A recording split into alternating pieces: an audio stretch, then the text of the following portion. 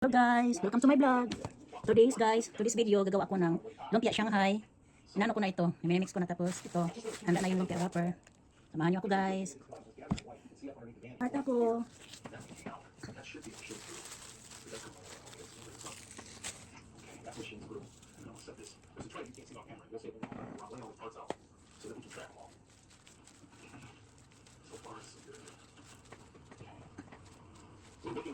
Ngayon mga almost 8 o'clock na yung daig niya.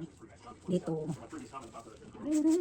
Wala akong magawa, magluto lang ako. Pag wala akong lakad, magluluto ako. Kahit ano na lang nag-isipan ko. Kasi malakas ang ulan dito, guys. Malakas. Yung magawa ko ng lumpia, guys, hindi ko puputulin. Kasi gusto ko yung mahaba ang lumpia. Kasi hindi naman ito, ano lang ito. Ay, kami lang kakain.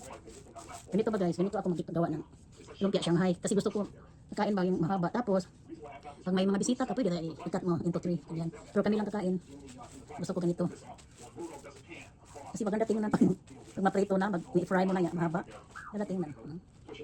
Yung ano ko guys, yung halo ko dito, iba. Iba-iba tayong ano, yung gusto natin. Sa akin guys, pag magawa ko ng lumpia, ganito. Ano ako guys, ground chicken. Tapos, lagyan ko ng carrots. Ito. Lagyan ko ng carrots. Onion, isang buo na onion. Tapos, garlic. Then, red bell pepper, and then spring onion, mozzarella, 1/2 pack. Kasi gusto ko yung maraming cheese ng mozzarella. Tapos, 3 itlog.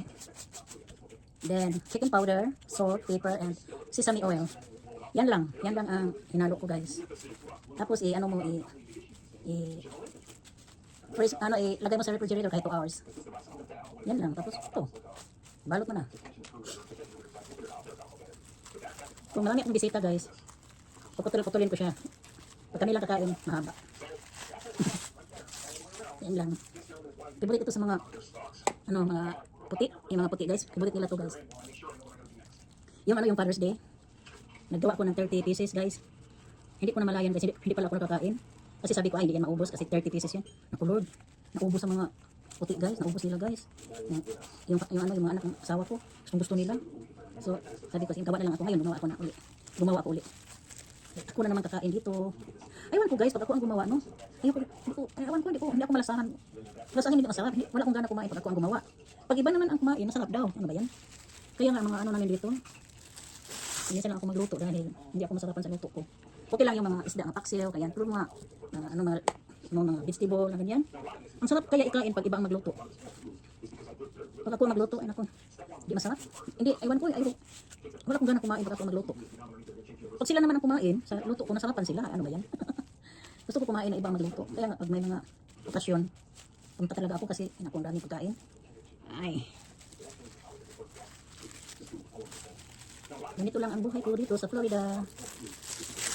Pag walang Zumba, busy sa punta-punta ng kahit saan kasi yung asawa ko, busy yan. Isasama niya ako. Hindi ko siya pwede, hindi ako sasama kasi baka na mangyari sa kanya. Ewan ko, hindi ako kampante pag hindi ako sasama sa kanya. Kaya palagi kami wala sa bahay. Pasensya na sa TV guys kasi malakas kasi watching siya ng TV sa kwarto niya. Dungo dito. Ito, tapos busy ako sa mga ko upload ng YouTube video ko, tapos mag-upload ako, nag-edit. Tapos ako nag-laundry. Hindi ako nakapag-garden kasi malakas ang ulan. Ayoko lumabas. Matakot ako sa thunderstorm. Yung kahapon binigyan ako ng isda. Na yung isda na mamahalin kasi yung friend ko palagi mag-fishing. Binigyan ako luto na guys. Pina-fried na niya. Tapos napaksil siya kahapon. Sabi ko, ayoko nang ganyan na isda kasi mataas ang uric acid. Yung hiningi ko yung na lang, ipreto niya ba yung hindi mataas ang uric. Yun na lang hiningi ko. Kinuha ko kahapon sa bahay niya. Wala ako bilibili ng isda guys kasi meron magbigay. Tapos yung bibili niya sa Filipino store, mahal yan. Kahit ulo pang bibili mo, mahal. So, I'm not sure, magkano ba yun? Kalimutan ko.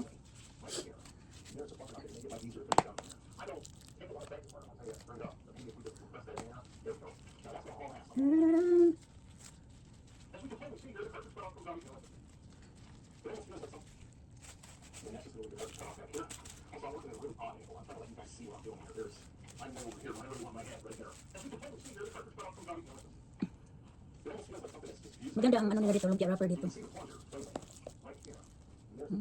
Sarap na mabango yung yung spring onions tapos yung garlic. Then onion.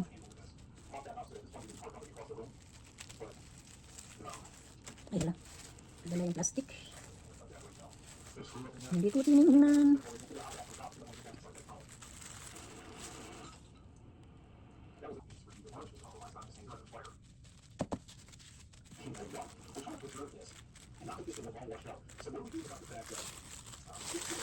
Ay, ay, ay, ay, ay. Nausik na.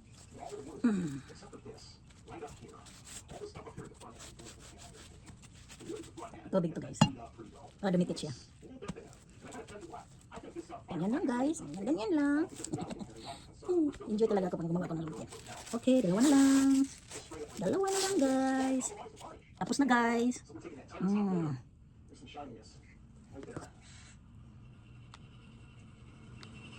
What I'm doing here, the most people with sacrifice.